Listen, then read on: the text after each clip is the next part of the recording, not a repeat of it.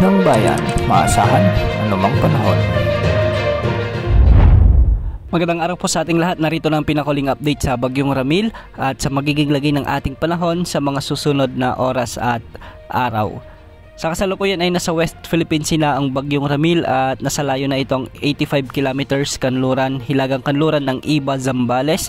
Taglay pa rin nito ang lakas ng hangin na umaabot sa 65 kilometers per hour malapit sa gitna at pagbugsong umaabot sa 80 kilometers per hour. Kumikilos na ito ngayon ng west-northwest sa bilis na 35 kilometers per hour. Meron itong diametro na umaabot pa rin sa 450 kilometers. Dahil dito, nakataas pa rin ang tropical cyclone wind signal number 2 sa central at southern portion ng La Union, ang western at central portion ng Pangasinan, sa may Zambales, Tarlac, ang western portion ng Pampanga at ang northern portion ng Bataan. Samantala, signal number 1 pa rin sa Cagayan kasama ng Babuyan Island, Isabela, Quirino, Nueva Vizcaya, Apayao, Abra, Kalinga, Mountain Province, Ifugao, Benguet, Ilocos Norte, Ilocos Sur, ang nalalabing bahagi ng La Union, ang natitirang bahagi ng Pangasinan, Aurora, ang natitirang bahagi ng Bataan, ang nalalabing bahagi ng Pampanga, Nueva Ecija, Bulacan, Metro Manila, Rizal at ang northern portion at central portion ng Quezon Province.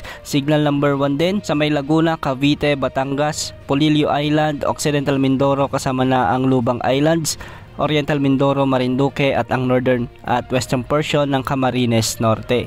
Ang mga lugar na ito ay makakaranas pa rin ng maulan hanggang sa may mga pagbugso ng hangin, kaya pinag-iingat pa rin natin ang ating mga kababayan sa mga lugar na nasa ilalim ng tropical cyclone wind signals. Base sa latest forecast track naman na inilabas ng Pag-asa ay magpapatuloy ang pagkilos nito ng west-northwest o hilagang kanluran habang ito ay nasa West Philippine Sea. Inaasang makakalabas ito sa ating area of responsibility bukas ng umaga at posibleng mag-re-intensify o lumakas pa at posibleng umabot sa severe tropical storm habang ito ay nasa labas na ng ating area of responsibility.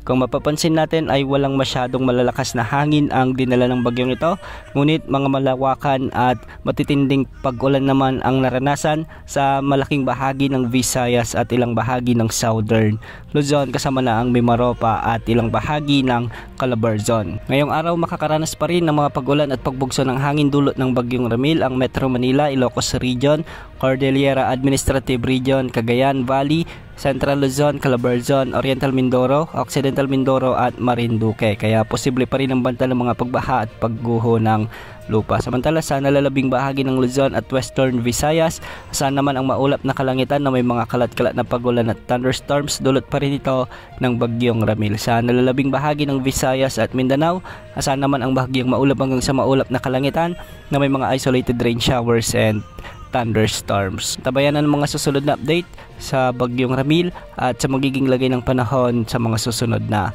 oras. Ito pang weather update ng bayan, maasahan anumang panahon.